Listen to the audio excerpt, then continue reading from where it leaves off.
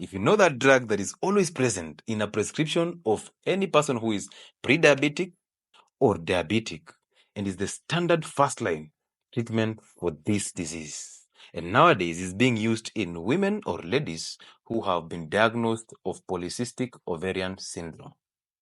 That drug is called metformin.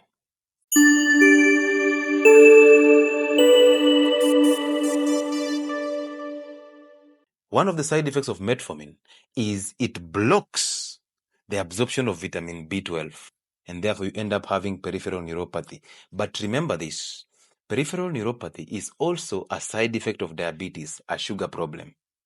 So sugar messes up with vitamin B12, and then a drug that is intended to treat the symptoms of that sugar is actually one of the drugs that causes you vitamin B12 deficiency. And that's the reason why most people who are diabetic end up complaining about numbness because of the sugar killing the nerves and because of their diabetes drugs blocking the absorption of vitamin B12. And now remember, the same person who is diabetic, they've been eating crappy foods. So they have ended up messing their stomach environment and their HCl in the gut. And that is the problem, because now they cannot produce the intrinsic factor that will help them absorb vitamin B12. This is also going to happen in people who have done a gastric bypass or a gastric balloon. Your daktari who told you to go for that gastric bypass, who told you to go for that the balloon, is the same daktari who will write your prescription for vitamin B12 supplements or for the multivitamins. Because your tongue is tearing apart, because your nerves are becoming a problem, because your mind is becoming foggy, because you cannot remember some things. You have this hot feet in the evening. You have this burning feet in the evening and sometimes cold feet in the evening. Now you know where you got that from. So fix that gut. Fix that gut. Good. So let's continue. So what are the things that totally weaken this stomach acid? Because we need it. Okay. And remember, the wall we've said is totally mucus. So that is water. Inside that wall, we have things that produce. We have cells or even mechanisms that produce bicarbonates. And these bicarbonates are going to neutralize the HCl that is coming in contact with that wall. These bicarbonates are not going to neutralize your stomach pH. They are going to neutralize the HCl that is coming in contact with this stomach wall so that it doesn't burn the wall. And the water that you're drinking is going to thicken this wall to make sure that that mucus protects you from being burnt by the acid. How amazing is that? So if you're a pre-diabetic person, you have PCOS, or you are a diabetic patient, it is time for you to start managing the course so that you avoid this prescription that is coming next. If you're somebody who is suffering from gastritis, it's time for you to rehydrate with salt and water. The problem with just drinking water to hydrate, you people who carry 2 liters of a bottle of water and then you're just sipping all the time. What you're doing is you're actually diluting and flushing out the digestive enzymes in the stomach. They are going now into the small intestines and they're going to make a mess there. So the reason why I insist for you to drink water and add a pinch of salt is because you want to absorb that water adequately, because when you absorb the salt through the gut, water follows. Adequate rehydration, that is one. Number two, salt will help you produce HCl, so it will concentrate your stomach pH. Above all, salt will help you balance blood pressure. Don't be lied to that salt will cause you hypertension. Salt comes in to help you balance blood pressure because salt is important. And salt can leave the body through sweat, through tears, through saliva, and through urine. So salt has never been a problem. You cannot eat even excess salt because your taste buds cannot allow you to do that. They can't. Who has ever eaten excess salt in food? Who? How many of you have ever eaten excess salt in food? So where did you get this issue of that excess salt will cause me hypertension? What is excess salt? Beatrice is saying water and salt. Yes, you can. No, water and lemon. You can use, yes, water or salt and lemon. But I want you to know, water and lemon, don't use the juice most of the time because the juice is actually fructose also. So you can use the lemon pills. You'll benefit from that more. You can do fermented cabbage. Okay, you can do fermented cabbage. So Olawale is saying he or she, is it he or she, has ever managed to eat excess salt. That was your problem. How on earth can you just sit down and eat excess salt? You don't have taste buds, young man. You don't have taste buds. So in the stomach, the pH is acidic, and in the stomach, we produce pepsin or pepsinogen, and then in the stomach, we digest protein. So let's keep moving. As we go down, when you get into that C-shaped organ, the first part of the small intestine, basically the duodenum and the jejunum. But the duodenum is the most important one. Why? Because in the duodenum, once you start getting from the stomach into the duodenum, there is a sphincter that closes that. It is called the pyloric sphincter. This sphincter opens up so the contents of the stomach flow into the duodenum. Now, in that duodenum, we have a very interesting, like a hole that is called the sphincter of Oddi. The sphincter of Oddi. What does that sphincter do? That sphincter is the one that releases both the pancreatic juice, because remember, at that end, we have the pancreas, and then we have a duct that is coming from the liver and the gallbladder that is actually carrying bile so that we can digest fat in the duodenum. So when that fatty food reaches the duodenum, it causes a production of an hormone that is called the CCK, cholecystokinin. Do not cram it. Just know CCK. Some of you will use Communication Commission of Kenya. CCK. CCK is cholecystokinin for the medical students. This hormone instructs the gallbladder to contract or to constrict so that it releases bile and the juices. Remember, bile is strictly bile salts, which is basically cholesterol. So if you want your bile to be concentrated, eat cholesterol-rich diets. We go back to eating the fatty meats, right? We go back to eating our eggs. We go back to eating our fish. So you need fat to digest fat. You need fat to digest fat because you need fat to form cholesterol and bile salts. These bile salts are the ones that will actually help you digest fat in the small intestine, the duodenum. So when CCK arrives, instructs the gallbladder to shrink or to contract and eject the bile juices and the bile.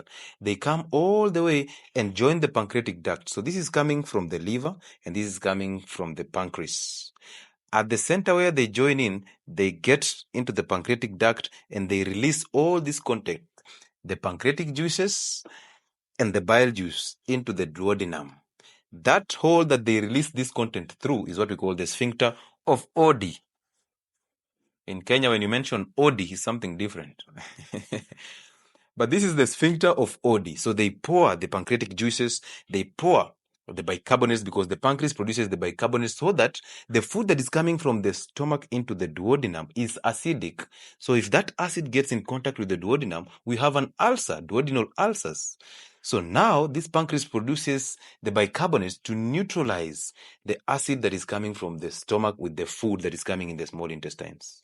Perfect design. This was architecture.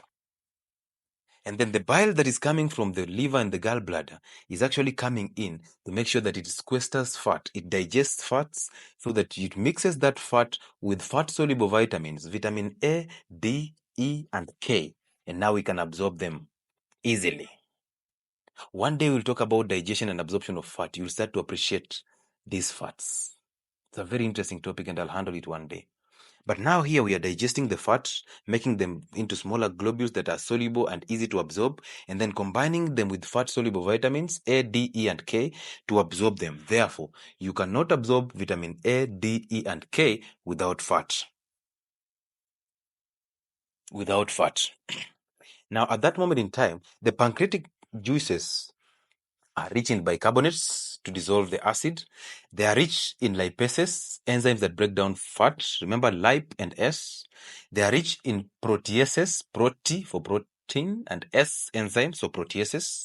They have amylases. There is a pancreatic amylase to break down carbohydrate.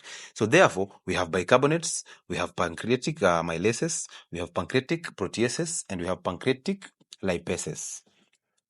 At that moment in time, this is where we digest literally all foods. The pancreas is the only organ that can carry out the entire process of digestion single-handedly. the pancreas. It is producing lipases to break down lipids and fats. It is producing bicarbonates to neutralize stomach acid. It is producing proteases to break down protein. It is producing amylases to finalize the process of digestion of carbohydrates. Remember that in our mouth, we initiated the process of digesting fat and the process of digesting starches and the carbohydrates. But oh my goodness, this is the place where we finish it. This is where we finish the digestion. This is how we clear even in the stomach, we started the process of digestion of protein, right? But now here we are finalizing, we are finishing it. So we are now finishing the process of digestion of proteins in the pancreas, in the small intestines. So the initial stage was in the stomach. The final stage is in the duodenum. The initial stage of fat digestion was in the mouth. The final stage is in the pancreas, in the small intestines, the duodenum. The initial stage of digestion of carbohydrates started in the mouth, but stopped temporarily in the stomach because of the pH that is unfavorable for both the lipases and the amylases. But now, we are now producing more lipases, more amylases to just digest the starch and to digest the protein and to digest the fats. So the pancreas, check. Now, my dear people, my clients who have been diagnosed with diabetes, again, here we go with that drug. There is that drug that actually destroys your pancreas, and yet the pancreas is the organ that is supposed to help you in digestion of, basically to regulate blood sugars, because it produces insulin again, and then it produces glucagon. So if your blood sugars are misbehaving, the pancreas is the one that balances them. But we have that drug that has a combination of two. One is sitagliptin, and the other one is metformin. There is a trade name for that drug. Sitagliptin 50 milligrams and metformin 1,000 milligrams is combined in one medicine, and that medicine is for diabetes. That drug destroys the pancreas, and the pancreas is supposed to maintain or regulate your blood sugars. So therefore, we are creating a solution we are creating a problem so that we bring you insulin later on. Run away. Now, that drug destroys the pancreas. Therefore, we will have problems with digestion. And that's the reason why we end up getting the fatty stool. That's the reason why we end up getting the indigestion and bloating. That's the reason why we end up getting the SIBO. Because we are destroying the pancreas. We are causing pancreatitis. And pancreatitis is a condition that actually alters the function of the pancreas. So how will we digest when the pancreas is the only organ that can carry out the entire process of digestion on its own? Number two, alcohol causes acute pancreatitis. So alcohol messes up with that pancreas of yours. Stay away from alcohol and cigarette smoking. Number three, frequent eating. When you keep on eating every time, you're actually stressing the pancreas to keep on producing these enzymes. And that is straining the pancreas to start messing up the pancreas. Number three, this same pancreas that you keep on loading with a lot of things. So if you continue eating those carbohydrates, you keep on straining the pancreas because now it has to give you a lot of insulin. And when you get into insulin resistance, you're actually straining the pancreas even more. So a diabetic person is actually straining their pancreas even more. When will they recover? When will they ever have complete digestion and absorption of foods in their optimum or adequate amounts? Subject for discussion. Let's continue. Now, if you have your gallbladder chopped off, you'll have a problem in digesting the fats, right? Because you don't have the bile that will come in to digest the fat. If you have your liver being fatty or being messed up, or you have had a liver transplant, you'll have a lot of problems. However, if you're a person who has had a liver problem, who has had their gallbladder chopped off, what is the best cooking oil for you? If you have a problem with the liver, those who have hepatitis, those who have cirrhosis, those who have a fatty liver, those who have had their gallbladder chopped off, by the way, never chop off any organ. Not even vasectomy, not even tubal ligation. Don't ever do that. So if you've ever had your gallbladder chopped off, what do you think is the best fat for cooking for you? Now listen, all these saturated fats that we talk about, you can actually use them. The best is the coconut oil. It is easy to digest. And then you see, even the ghee, the tallow, all this that I mentioned, the saturated fats, ghee, tallow, avocado oil. Yes, avocado oil is part of that. Lard, all this, you started digesting them from the mouth. You don't have any issue with digesting them when they get into the small intestine when you have a functional pancreas. So therefore, those of you, yes, sweat is also part of that. So those of you who have suffered the consequences of the rogue systems of chopping out your gallbladder, you can now enjoy your saturated fats, because the last stage of digestion, actually the final stage, is the one that is happening in the duodenum. You initiated the process in the mouth, now it's just the finishing line. So imagine you have a problem, you have been chopped off that gallbladder, but your doctor never mentioned that. So you're still using that favorite seed oil. You're still using canola. You're still using sunflower. You're still using corn oil. You're still using rapeseed oils. The coconut, the cotton oil, sorry.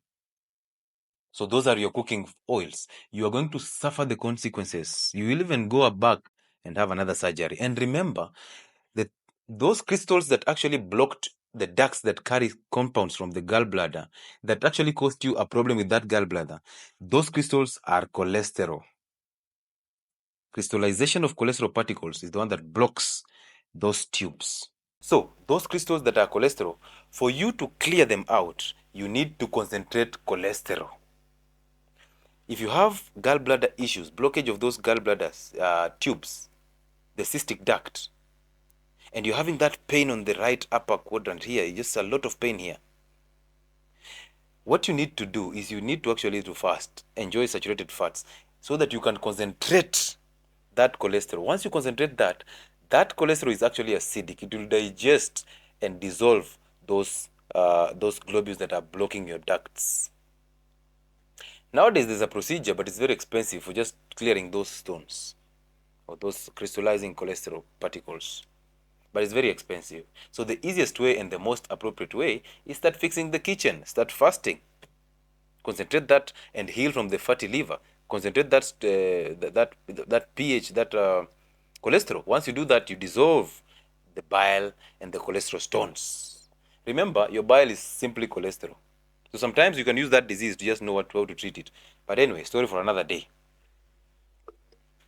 So we are in the duodenum.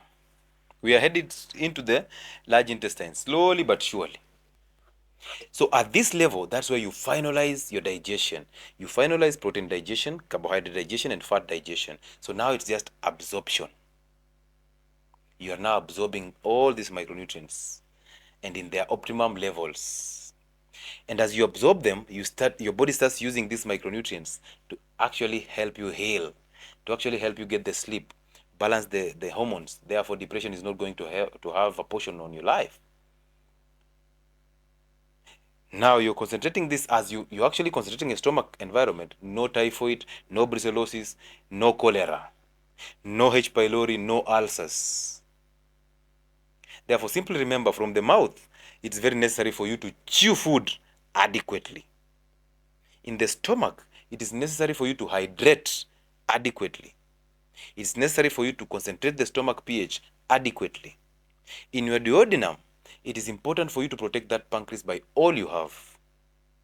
It is important to fast. It is important to give your gut about 1 hour after digestion to just rest and clean up. I said 1 hour after digestion. Some of you will think I just said 1 hour after eating. Digestion takes about 3 to 4 hours, at maximum 5 hours, for the food to move from the stomach now into the small intestine to complete. And then we go into the large intestines.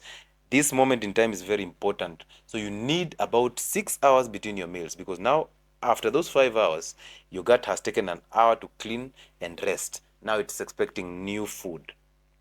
At that moment in time is when you can enjoy your second meal. And this is the reason why I tell you to push your morning breakfast all the way to noon. And then you have about 6 hours between those meals. So you bring in your next meal at around 6:30 to 8:30 in the evening. And then you take about an hour or two before you go into bed. Perfect health. Keep on rehydrating. Why do I keep on clearing my throat? A symptom of gastric reflux disease. That's a symptom of that gastric reflux disease. That is one. Most of us clear our throats in the morning, but not as often as others. There are people who clear their throat all through.